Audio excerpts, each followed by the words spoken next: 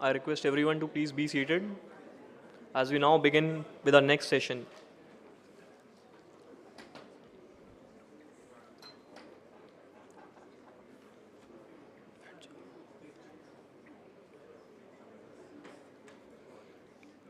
So the next session is on nature conservation and restoration. The session will explore the role of businesses in conserving and restoring nature, highlighting global framework and task force on nature-related financial disclosures. It will emphasize the need of companies to identify nature-related risk and integrate nature conservation into decision making, aligning with the summit focus on sustainability conscious practices.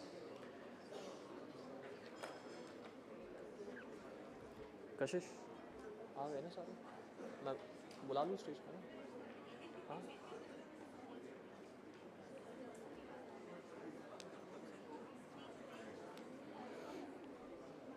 I request everyone to please be seated.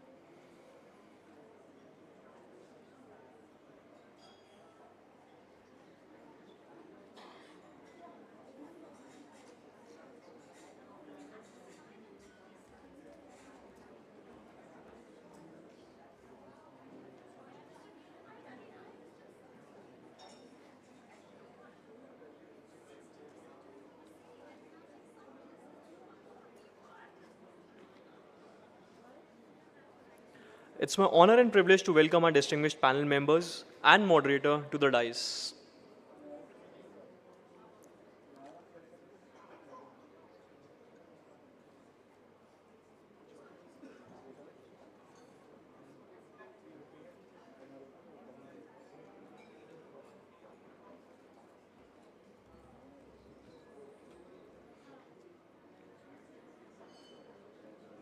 Pravi sir.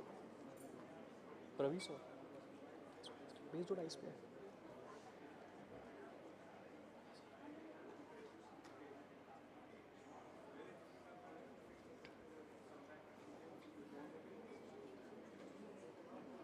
Kashish. Please sir. बोल दिया invite कर दिया बोल दो उनको आगे dice play बोल दो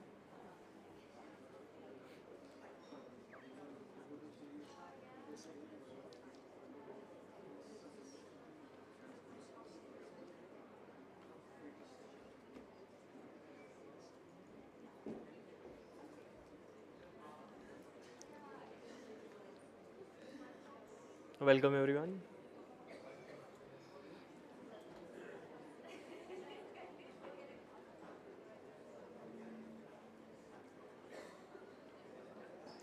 I now invite Mr. Himal Tiwari, CHRO, Chief Sustainability and CSR Tata Power to lead the discussion. Thank you. Yeah, good afternoon.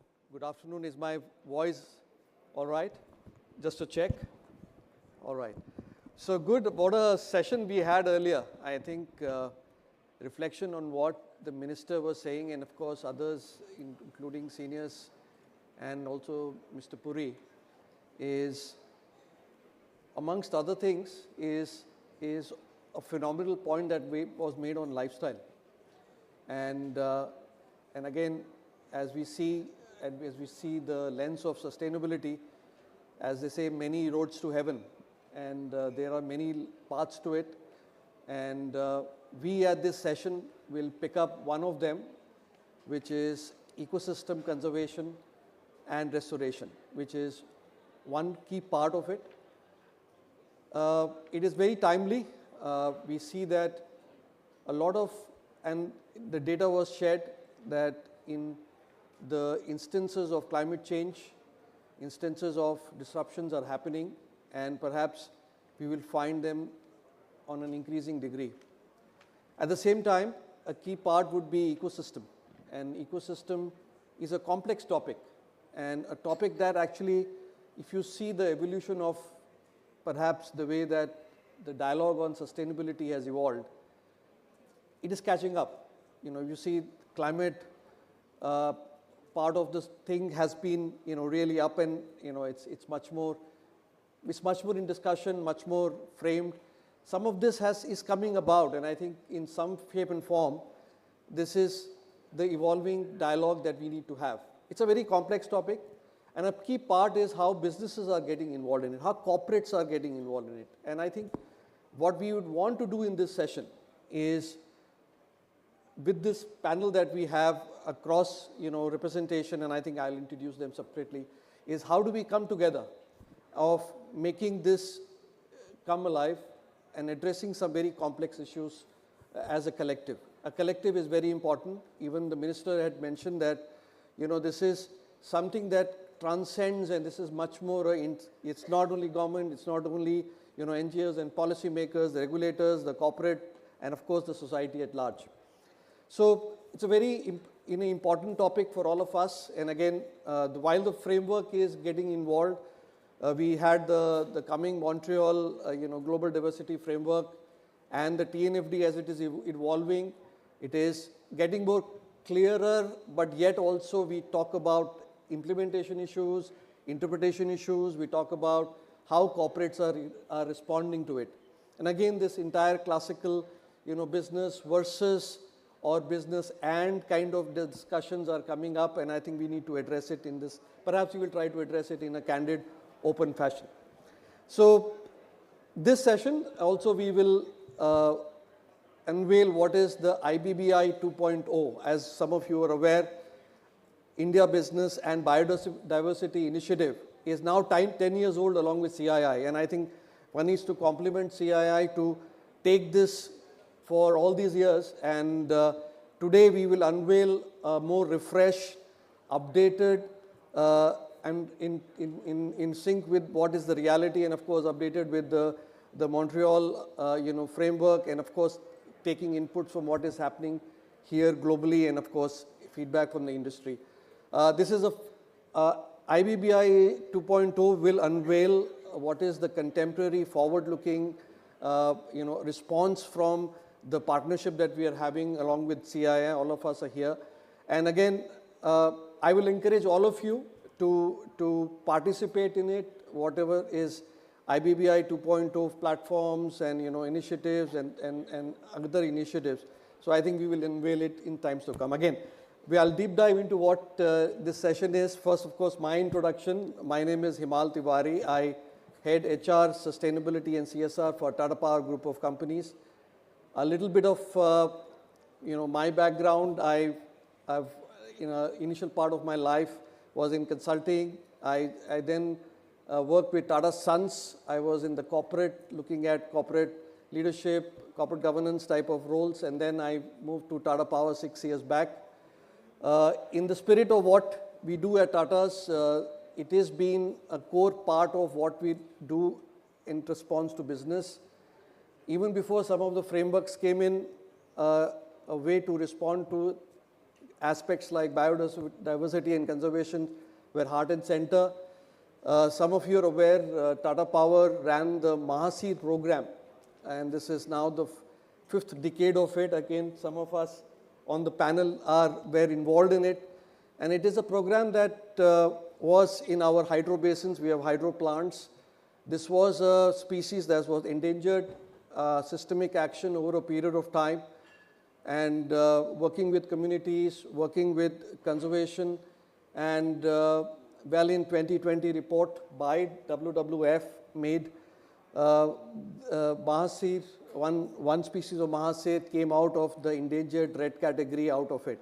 So some of those action plans as a corporate we've been doing for many, many years, and And this is a topic which is very close to the heart of what we do as business in Tata Power, but also as the group.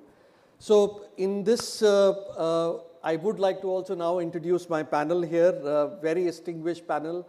Dr. Sanjay Kumar Shukla to my left, an officer of the 1992 batch of Indian Forest Service, which is allocated to Madhya Pradesh cadre.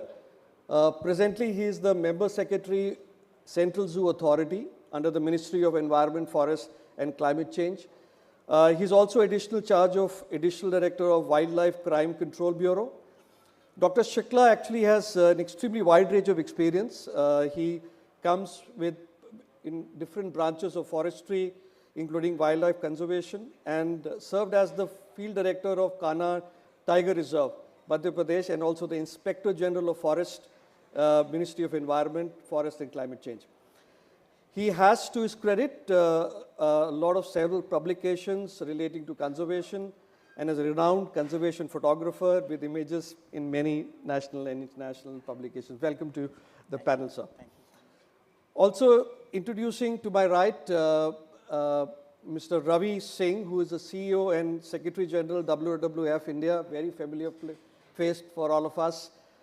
He provides strategic direction to the conservation work of WWF in India, one of the key national organizers of the WWF International Network. Prior to this, he was actually a career banker for many, many years, and again, followed his passion and now has a very key interest in nature conservation and has been extensively working across formats in India and working with various organizations. Has been in this space for many years, and again a veteran, and we will be benefited from his wisdom on the panel. Lastly, I would like to invite Ms. Rinika Grover, Head Sustainability and CSR Apollo Tyres. Over 26 years of experience in India and UK in the sustainable development domain. She heads global sustainability function at Apollo Tyres. Some of you are aware, it's an Indian multinational tire company, and successfully developed a sustainability management framework within her organization. She heads global ESG, and her current focus is on climate change action strategy and, of course, building a decarbonization roadmap for our organization. Additionally, heads CSR for India and Europe. So welcome all of you, and a round of applause for the panelists here. Okay, so let me just start off with, Dr. Shukla, this is coming up for you to, look, we are aware that, India has about 96,000, whatever we understand, species of animals. Around 360 of them are in the endangered list. Just wanted to, from your role as Central Zoo, authority, what are the various actions that you perhaps would want to, or are currently doing in partnership and of course, your thoughts of how does the corporate interaction happens and what is your role for that? Over to you. Sure. Thank you. Thank you so much. So firstly, I'd like to give a brief idea about this organization, the Central Zoo Authority. So many of you may not be aware. So this is a statutory body that was constituted under the Wildlife Protection Act. And this is headed by the Honorable Minister for Forest, Environment and Climate Change. And the authority is headed by the minister, and this is a 12-member authority. And incidentally, this year, we, in the nominated institutions category, where CII also became a member of the CZA. So CII, in the form of CII, we are getting a lot of support from the business world also in shaping up our framework and the policies also. Now coming to the issue of the biodiversity and what is the role of Central Zoo Authority as such in ex-situ conservation. So normally we see the zoo as a place where people go to see the animals, not a place exactly for the just recreation and fun.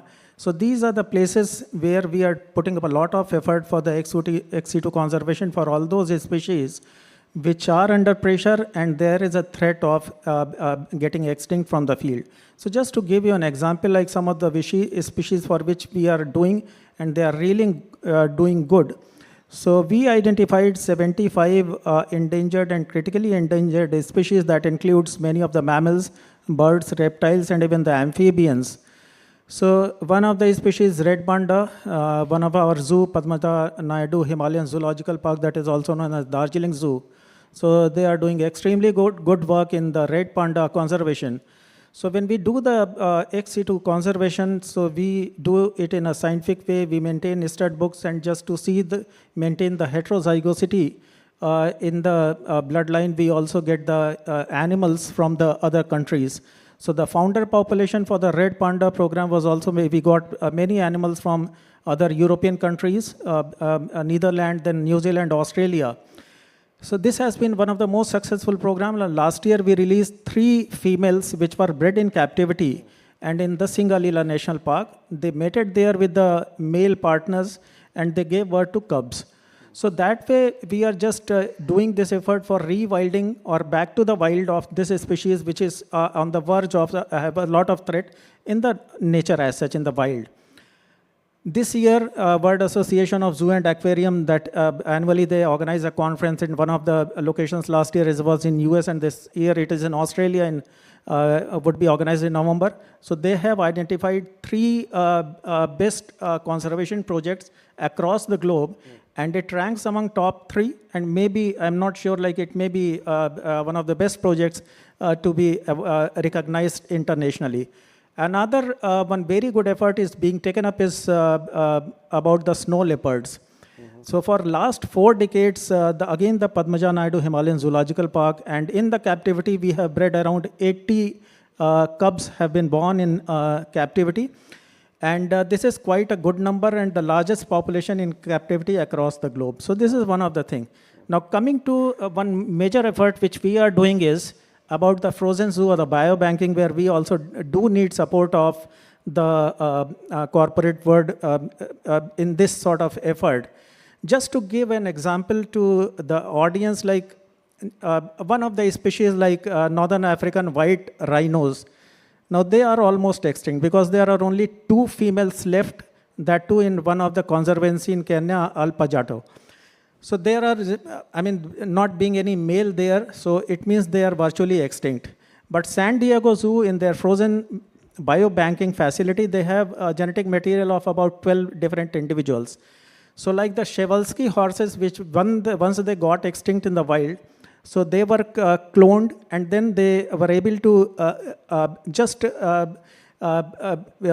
give, by cloning, they could produce the new calves, and then gradually, finally, they were released in the wild, in the Mongolia. So these are some of the efforts. In India also, we initiated about the biobanking or the frozen bank with one of the leading institution, that is Center for Cellular and Molecular Biology. We established a lab, that is LACONS, that stands for Laboratory for Conservation of Endangered Species. So there also we are funding the biobanking facility, but we need a setup in different regions across India. So this is one of the things. Now coming to the threat to wildlife or the biodiversity, just to give you some figure from the WWF, which comes out every 2 years with a report, that is Living Planet Index. So every 2 years it is released. If you see the figures of the last 100 years of the wild mammal population, in the last 100 years we have lost to 83% of the wild mammals. Now coming to the population of mammals, birds, fish and amphibians, in the last 50 years we have lost close to 68%. So the WWF and with the Zoological Society of London, they come do this exercise and just to show a trend of the population. So there is a lot of threat because of the land loss, land degradation, and ultimately the loss of biodiversity. So from the Central Zoo Authority, we are taking up such conservation breeding programs. The other successful species for which we have been, species for which we have done some successful work is the pangolin, then mouse deer, vultures, which were lost. So we had a facility in Penjore where with the help of BNHS, we did a good amount of breeding and then they were released. Recently, they were released in Maharashtra in Melghat and Pench Tiger Reserve. So these are some of the works which we are taking up. No, I think, well, thank you. This is amazing. And again, from a corporate lens point of view, this entire possibility of biobanking, and again, how do we integrate into, some of us are doing various kind of work. And I think, Ravi, I just have to just throw this in an extension of what, we heard. And again, with all of your experience working with these programs, and again, when we talk about how do we sustain these programs, these are, and again, we are coming out of experience. The Mahasir Conservation Project took us 50 years. You were involved in that very intensely. And how do we create those commitment that, from corporates and tenacity? Because somewhere corporates have this, I talk about it, my horizon is 1 or 2 years, and these are sustained long-term issues. Share your perspective on this. So just to put the same perspective, Shri Sanjay Shukla was the field director of Kanha Tiger Reserve, one of our topmost in the country, and a great example of conservation globally. And is known for one species, which is the hard-ground Barasinga, research on which started in the 60s.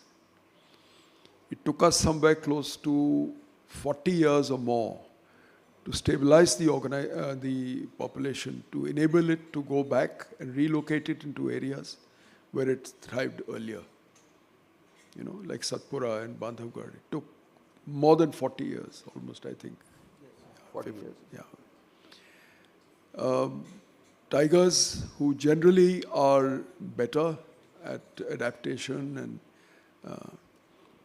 Sariska Panna took about 15 years for the population to finally stabilize after they were locally extinct. And nature takes longer. CSR normally throw is about 2 to 3 years. Organizations such as yours, who have taken up a parameter of achievement on a mission mode, which means that we will take this up and we will support it to an extent where we see a cycle, a season could be anything, like you said, 50 years. The initial outlay and the existing outlay, even today, is not substantive. But it's the knowledge, and most importantly, it is the commitment to fulfillment. Now, the commitment to fulfillment can take a much longer time. Conservation, and this is what I'd like to emphasize again, is not about putting large amounts of money into an area or an organization or institution. It is about putting a regular amount of flow over a period of time. So the sustainability of this finance, the regularity and the security of the income should be there in order to make things happen. I'll give you another example.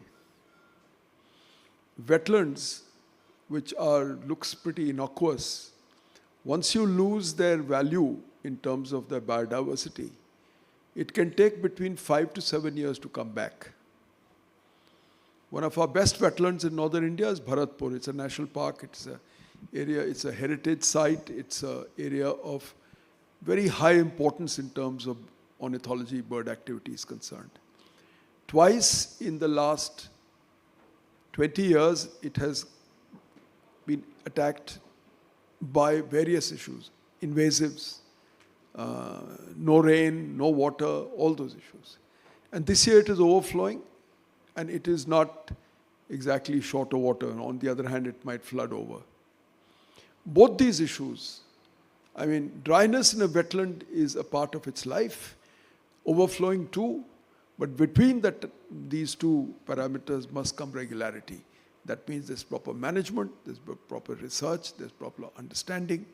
And to prevent invasives to come back, invasives are the ones that really destroy natural habitats. So this is what I meant by sustainability. Governments, when they bring in a plan, like the Honorable Minister said, they think of a longer period of time because you can't go into something and withdraw. The Indian Forest Service, which was put into place in 1960s, actually had a longer plan for all of their either wildlife or their territorial work or their social forestry or whatever.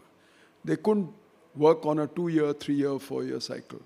They work with a cycle which may be 10 years at a go.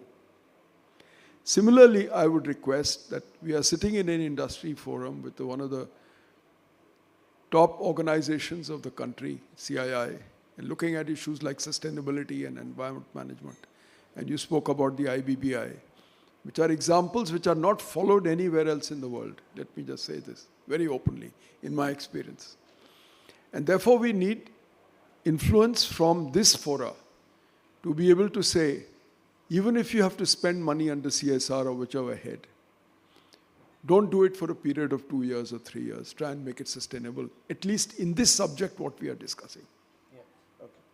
No, I think it's a interesting perspective, Ravi, in terms of the lens of horizon of planning, and I think that's where somewhere business planning horizons and these times need to coincide. And I think, Renika, I'll come up with this lens is, how do we look at corporates? Now, corporates integrating some of these, nature-based actions, and especially now, how do we integrate? Some of you operate globally as well. Now, also especially I can take an example of the European deforestation amendments and things. Now, how corporates dealing with some of these things, and what is, you can share your perspective from an Apollo Tyres point of view. Okay, thank you. I think I'll just give you a bit of a context, but I kind of agree with what Ravi just said. It has to be sustainable, and I wear 2 hats. So I wear a CSR hat and I wear a sustainability hat as well, and I'll give a perspective from both.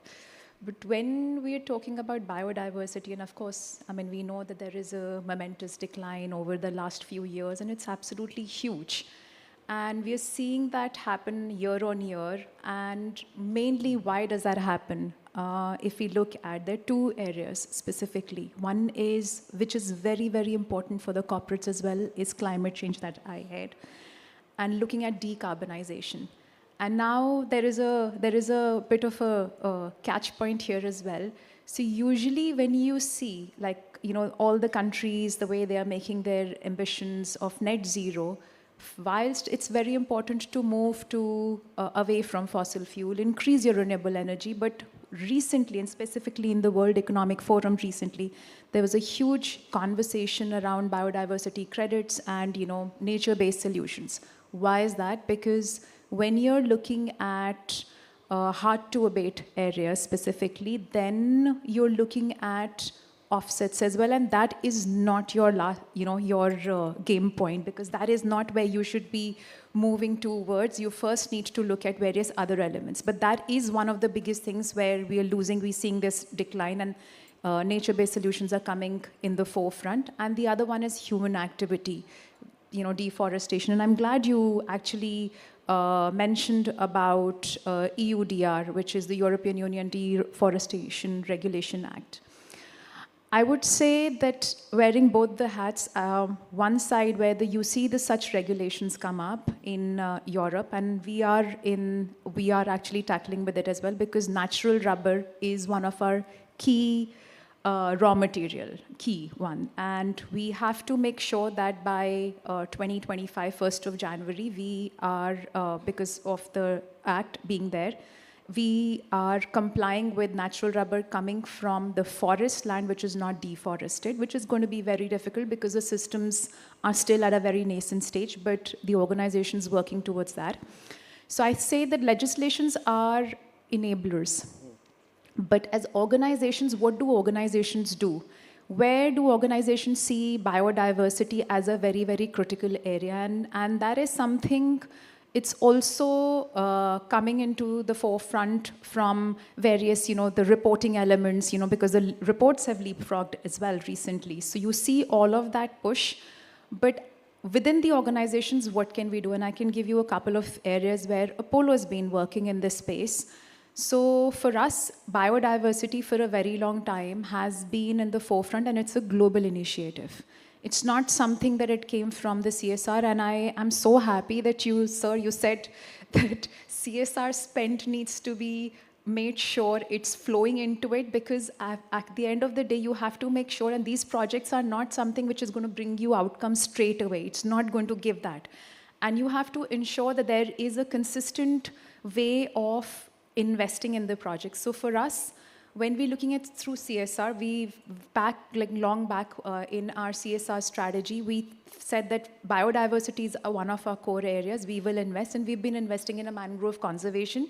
Year on year is the same thing, but it's because the ecosystem is so rich. And why? Because our plants are in the coastal area, so we felt that that's very, very important for us to invest in, and it's been consistent.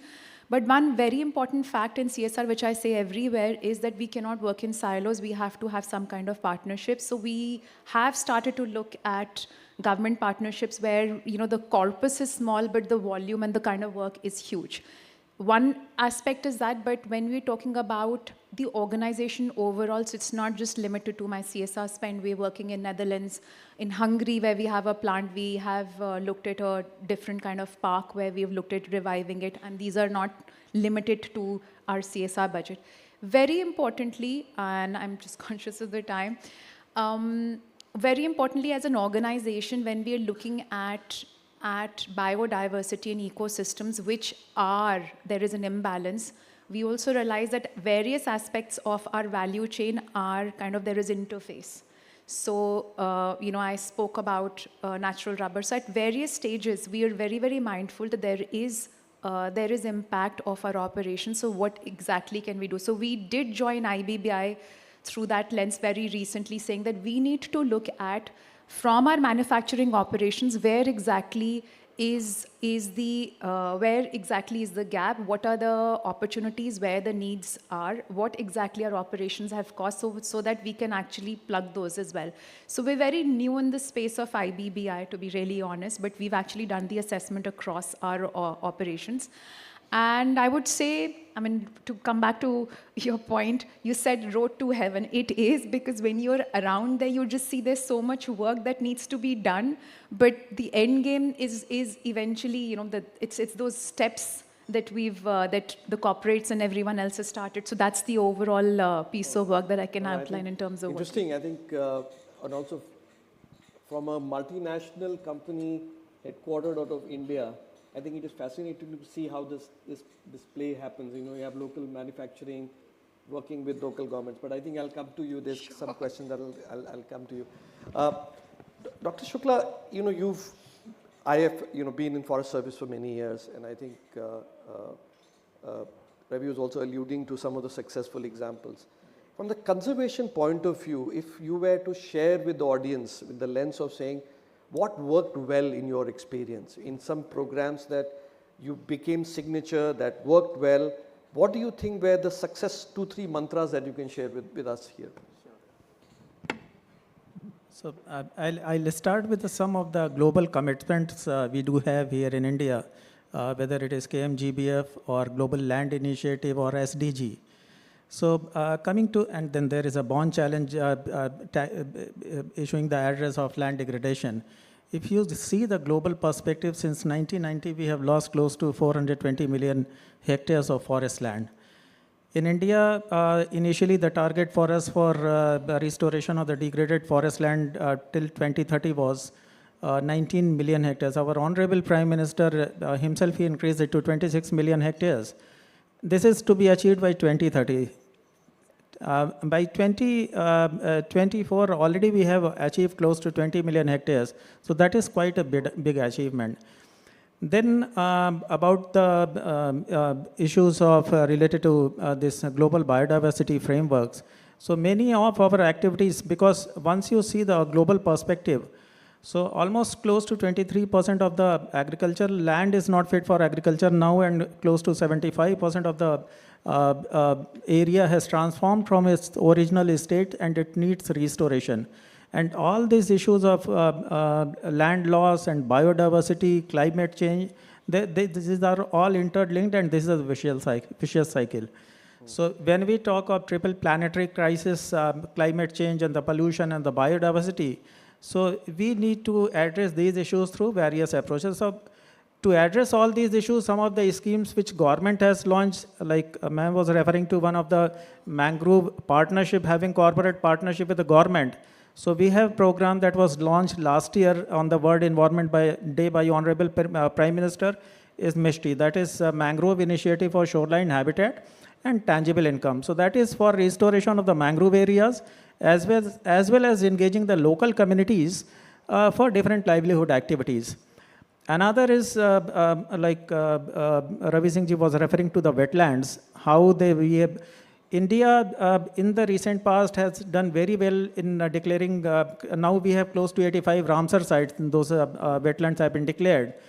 So India has got a very good network of protected areas. We have close to 1,000 national parks, sanctuaries, we have 55 tiger reserves, 33 elephant reserves, then 85 wetlands. So all these are helping in the biodiversity conservation. And recently, one of the very successful, the intercontinental translocation of any large cat was that happened, and that has been very successful. Last year, on the occasion of 50th year of the Project Tiger, Honorable Prime Minister also launched the International Big Cat Alliance. So India is a leader in a way for managing the big cat population, and out of 96 big cat range countries, addressing to the issues related to 7 of the big cats. India has 5 big cats in our country, and now it is a global leader. Through this alliance, it is supporting to the other countries also. I think we should have a round of applause for this. Yes. I think this is phenomenal work. So I think sometimes it doesn't get stated, but I think this is very, very impressive. that has really been a great achievement, having a global leader for the big cat management across the globe. So that was launched last year. Fantastic. I'll lead you into this. I think we need to also look at audience, but 2 questions that will come up. Ravi, from your own experience, you have seen this space evolving over these years. And more specifically, talking about this public-private partnership. This is also about partnerships. Maybe could share some perspectives on where you see partnerships going well. What do you think are areas that you've seen work well, and possible areas of challenges? Perhaps I think we could also call upon which are open issues, which you think are challenges when we do something like in a public-private partnership. So, generally public partnerships by definition would be 2. One is by local communities, which is the more common one, or would also involve the government through its state agencies. I would consider that also public, because after all the government serves the larger public. On the private side, it is foundations, it is individuals, it is corporates, and it's the entire segment in terms of MSME or large, or in every sector as it goes. The change which I see is in twofold. Number one, that the knowledge and awareness of biodiversity and the importance of restoration, I'm just tracing it through the time we started IBBI and where we are today. The quality of the conversation has improved to such an extent that one could not have imagined. So we can talk about that separately. Number 2, the involvement and care of people when they go out, because many corporates who are sending out people for their people and their families to understand what's in the area and to see if they can do something on education, on interventions, etc. This kind of number quality and the content, it was not seen at least some time back. 10 years ago, we would not be having a conversation like that in this room. Yeah, we would not. CII tried a lot, but they used to be much smaller, but here you have a focus. the Minister of Environment to come and spoken on larger issues. We are talking about nature conservation and restoration in a CII conclave. Unimaginable. Yeah? And what will happen as a result of this? Of course, there will be risks, there will be criticisms, there will be this, you guys don't do enough, you do more. And which way is it moving? The trajectory is moving forward, it's moving upward. Yeah? My country, my nation is actually being much more proactive than a lot of other countries outside in a way that is not known. And you just said, let's clap for this because these things are not heard. But the point is, India doesn't market itself well on this. Anyway, that's a separate issue. Lastly, I'll give you an example. I'm sorry I'm taking a bit long. On Saturday, I was in a conference, whatever you call it, a panel, sorry, in Amritsar in Khalsa College. Beautiful hall, about 450 people in it. Teachers, academia, press, local representative of industry. CII was there in force. And of course, the students and in the question and answer session, and this is the indicator I'm telling you because this is where all this is going. In the question and answer session, the elders, the people who were, let's say, seniors above 50 or above 40, they were asking questions relating to economics and environment and the local issues and state-related issues and what's going to happen to groundwater and what's up. All the student questions, and there were over a dozen questions coming from the audience, were all about climate change and larger global problems. It was all about the issues where our future lies. And it was, in a way, not saying it in that sense, but in the back it was, what can we do about it? So this is what it has changed. Yeah, no, I think it's incredible. Yeah. I'm just taking this point up is, it's when you profile, again, I'm donning my HR hat, and I'm profiling for the new generation, you call it whatever, Gen Z or millennials or what have you. Incredible how are they taking issues which are much beyond the classical here and now. They are more global, they are more systemic, more social, and I think it's a very, very valid observation. And again, needless to say, we are also here because of personal passion of some of you who have carried this torch for all these years. So thank you very much. And I think we can clap for, who have dawned all these years and, taken this passion. Again, last question before you open it to the audience. Now, coming from a very corporate lens, one of course is keep doing CSR, but also when we talk and integrate nature-based solutions, talk about circularity even from a biodiversity point of view, making it integral to supply chain and all our operations. Any perspectives you have? Are you looking at compliance as a lens and TNFD directions? But how do you use and take this frame, from an approach point of view? It's a very interesting and a very pertinent and a very difficult question as well, but I'll give you, there's no straightforward answer to this. How do we see? So it's not through the CSR lens. As I said, I started saying that I wear two hats, so it's not through the CSR lens only. It is overall in terms of sustainability, and it has to be because businesses, and it's not just ours.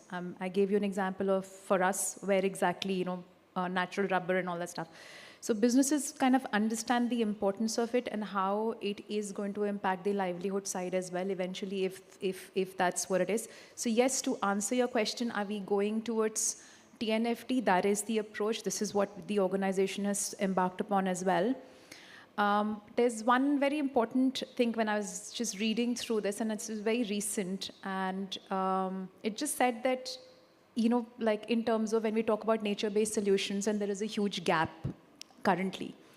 And that gap is, it's so huge, and UN's put a report, and it said that if top 500 companies spent only 1% of their corporate profits towards this, it would actually fill 1/5 of the gap in the nature-based solutions gap report by the UN. And I just thought to myself, okay, let me see what's happening in India, because it's a multinational organization, Apollo, but what we do is we always benchmark as well. So we just looked at top 20 companies by market capitalization, what exactly is there any work in biodiversity? Because sometimes it's also very important not to reinvent the wheel, but actually see what's happening in the domain as well. Whilst we are looking as an organization, we are looking at TNFD, we're doing our assessments across the plants.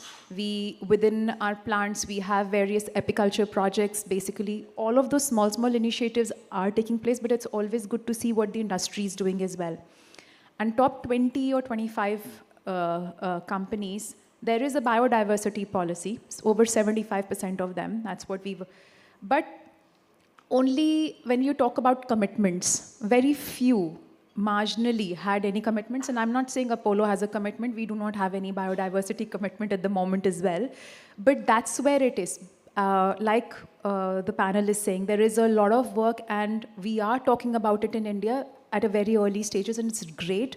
It's also, it's not that legislations are pushing it, and I always say that they are enablers. They always help you. So BRSR is far ahead, and others are also as well.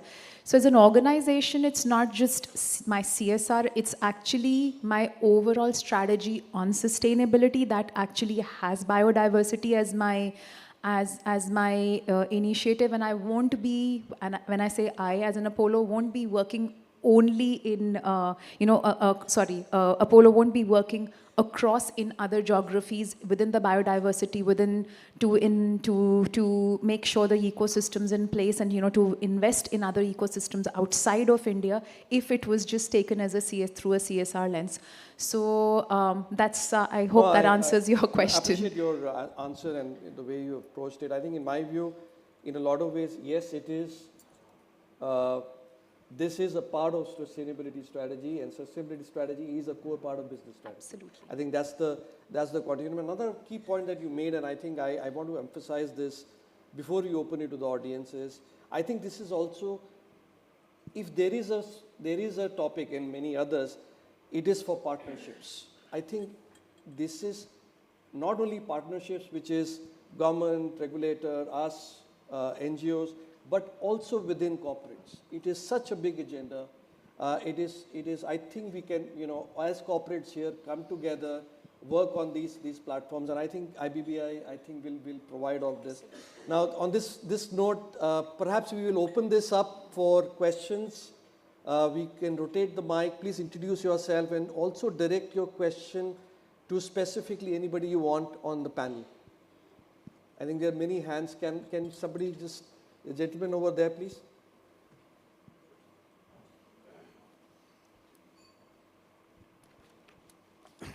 Namaskar. Okay, why don't you introduce yourself? My name is Rakesh Chabda.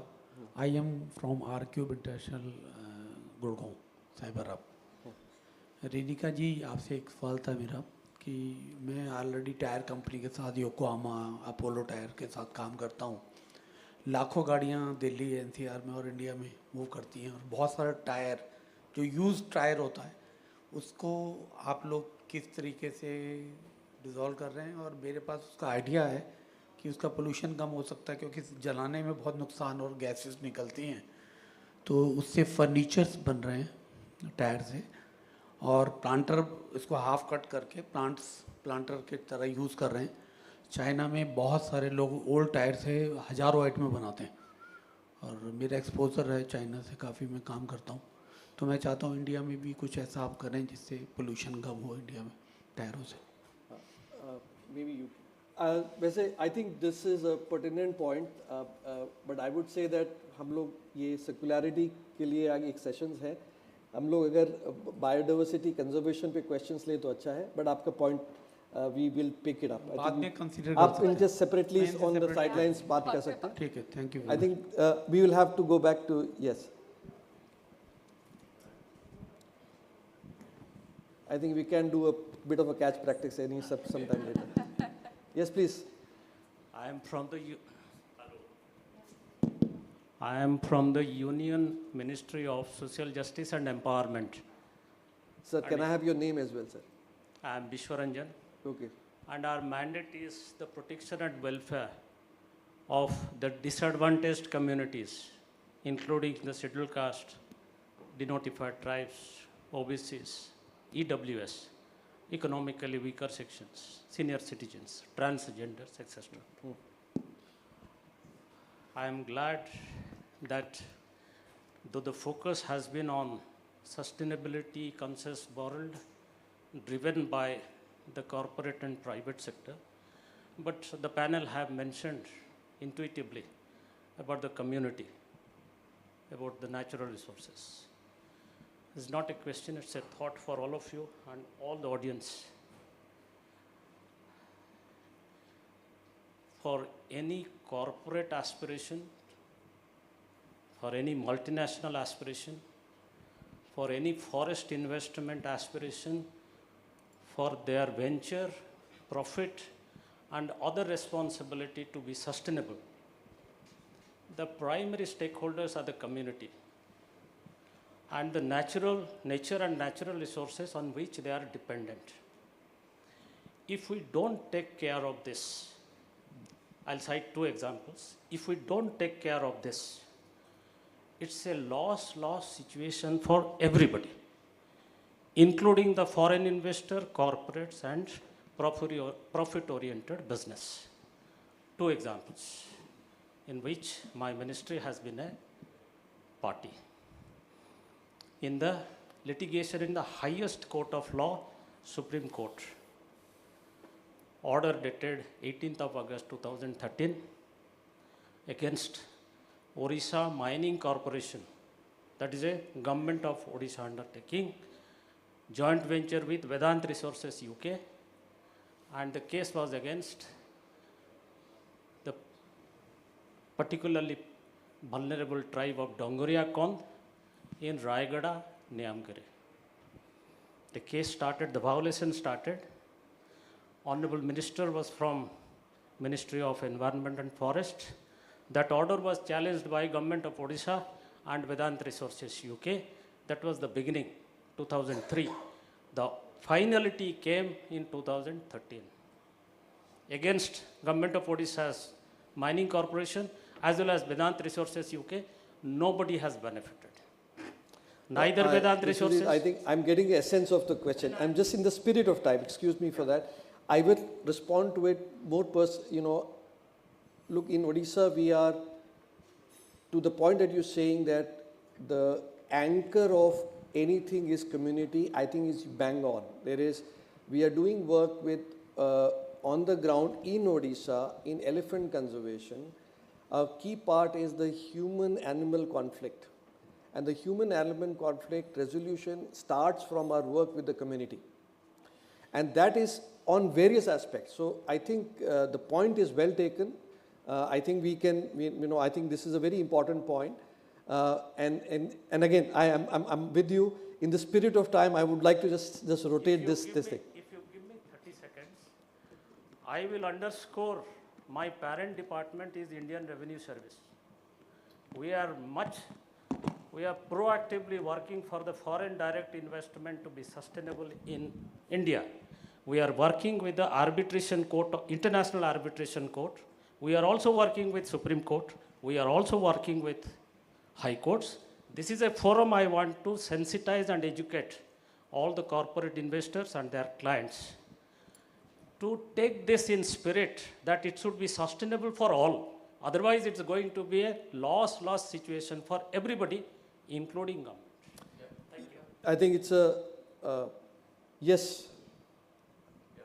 So thank you.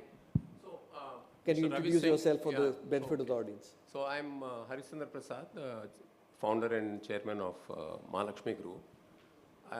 Sold all my assets and now trying to develop a biodiversity park near Hyderabad, a 400 acres biodiversity park.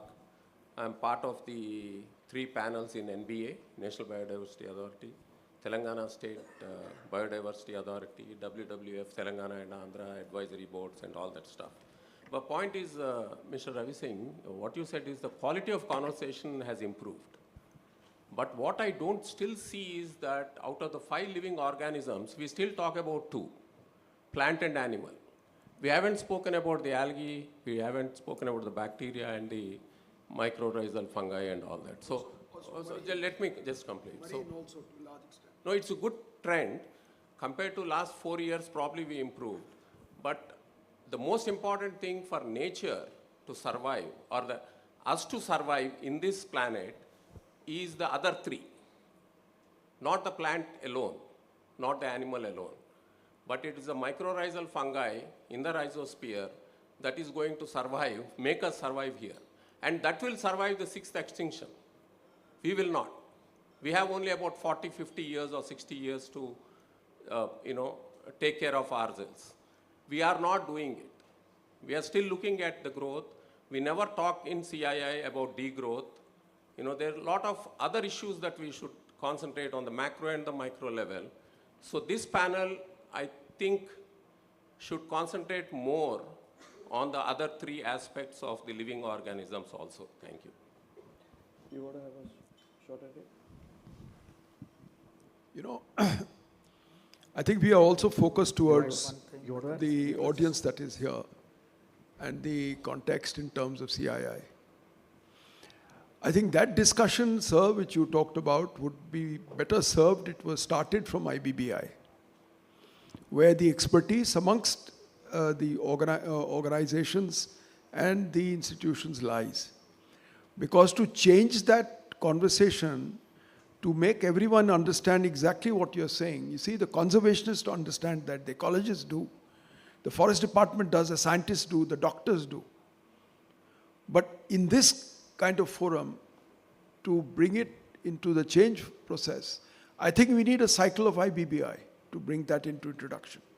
And that's my only contribution. Doctor, you had a point of view on that. Yes, yeah. I just wanted to extend. You may want to just put, yeah. Just to extend it further, what you said, that is very, very valid. Actually, post-pandemic, we have realized the importance of having a ecological security, because one animal which is very much needed in the ecosystem for pollination, that is bat, and we discredit goes to for the pandemic of COVID to that animal. So what has happened post-pandemic, we realized that there is a concept of One Health for quite some time, but post-pandemic, we started working on it. And presently, there are about 14 ministries and departments, they are working together for the One Health mission. And just not to addressing to the issues related to the biodiversity of only megafauna or plants, but also looking to the many other smaller animals, because if you see the figures, every year, around 2 billion disease or health issues are related to the zoonotic disease. And almost 60% of the disease related to human health, they come from the animals, or they are zoonotic in origin. Every year there are 1 million deaths. So that's why in this year's CBD COP also, the health issue has taken a sort of an important agenda, has got a place in CBD COP also. So we need to look for even like lichens, algae, fungi, everything, and every small bacteria and virus, we have to take care of that in the ecosystem. Okay, interesting perspective you have raised. In the spirit of time, we will take one more. Yes, I think there's a gentleman at the back. We'll take his question. Hi, my name is Rahul Nene. I head sustainability for a company called Hutamaki. My question is particular to Mr. Ravi and Mr. Sanjay ji. First of all, thank you for enlightening and truly appreciate the work that's done in India towards conservation. My particular question is, we spoke of climate change, we spoke of biodiversity right now in the panel. One incident that comes to mind is the case of the Great Indian Bustard for me, where specifically right now, recently Supreme Court finally gave the verdict that there was a stay on the transmission lines being erected over the ground, and which was causing conservation impact on the bustard. But Supreme Court gave a go-ahead to it. Now this is a case where the case for sustainability kind of conflicts with biodiversity conservation.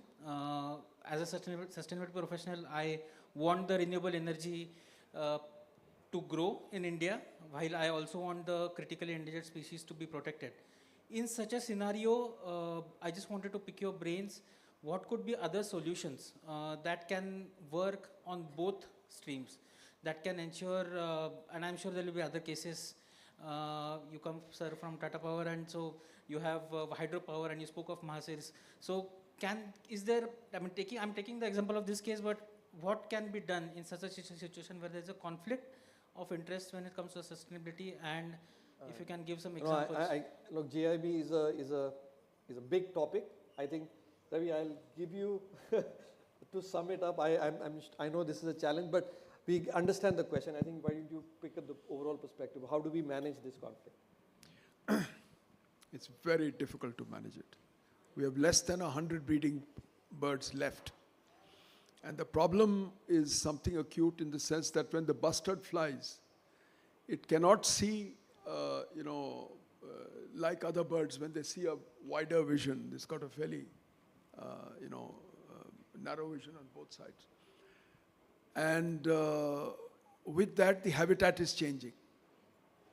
Water has come into the thar, and the food is changing, the grasses are changing, all that. We are also losing ground in terms of total amount of available grassland. This was a bird that was found in Madhya Pradesh, it was found in Andhra Pradesh, it was found in Telangana, it was found in Gujarat. Now there's very little left. So if we can't take the cables underground, I'm afraid the bird is gone. And there's another way to do, to have more individuals than the mortality, is to breed them en masse in a big way, like the hubara is being bred in the UAE. 70 to 80,000 birds being taken out of their hatcheries and populating the system, but for different reasons. The GIB is a bit different from the hubara. The flight is different. The patterning is different. The food is different. So it's not going to be easy. So this thing. We have bustards which have been brought back in big numbers in Australia. When you look at that bird, you think it's a Great Indian bustard. There's a difference in the species. But Australia has the advantage. They've got vast amounts of grassland and open area and their systems where they could recover the earlier depredations and the extirpations that had happened locally. We can't do that. So it's not looking good. I'm sorry, I may be going against some notions here, but with 100 birds there, it's not looking good. The artificial breeding that we've got, it's a slow process, like I said earlier. It's going to take 3 generations before you can let those birds out of that WII system. So we need breeding in Bunny, we need breeding in Andhra Pradesh, back in the grasslands, and we need protection for these birds in secondary habitats. Yeah, it's a... So, I think it's, maybe I think we'll try to converge on this. Maybe not the best way to close this on the not so encouraging note, but I think these are conflicts that I think we need to resolve and come together. The answer is not 0 and 1. The answer is not also transmission lines. I understand the problem because I come from the sector. You can't do underground. It's commercially impossible. It is not done anywhere in the world. So that is also not possible.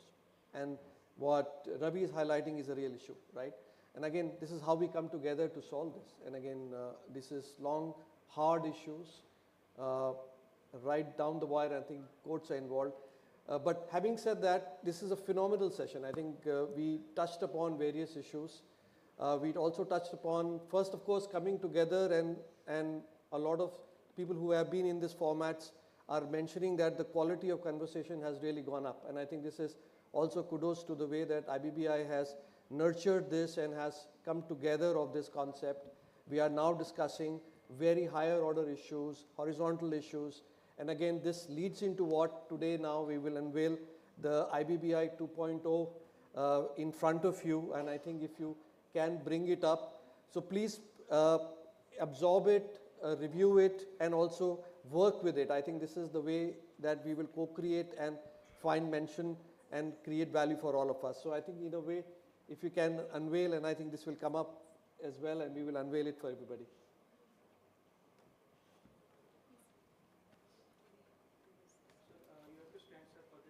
We have to stand, is it? Okay.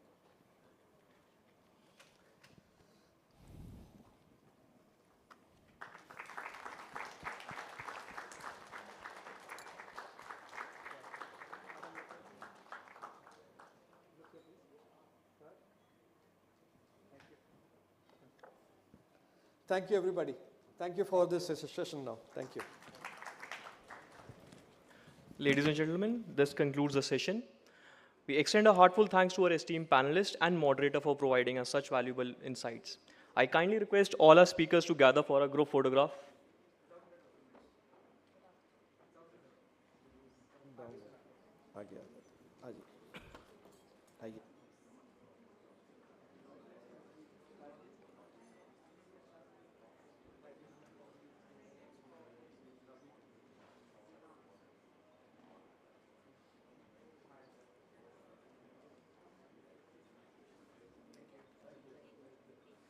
Thank you. We now pause for a small 15 minutes break. After the networking break, we have two parallel sessions, Sustainable Fuels, Paving the Way for Greener Future in Sovereign Hall 1, and Business Cases for Circular Economy in Sovereign Hall 2. We encourage all participants to attend their preferred session. Additionally, during the break, we invite you to visit the exhibitions by startup, showcasing innovative sustainability solutions. Thank you, everyone.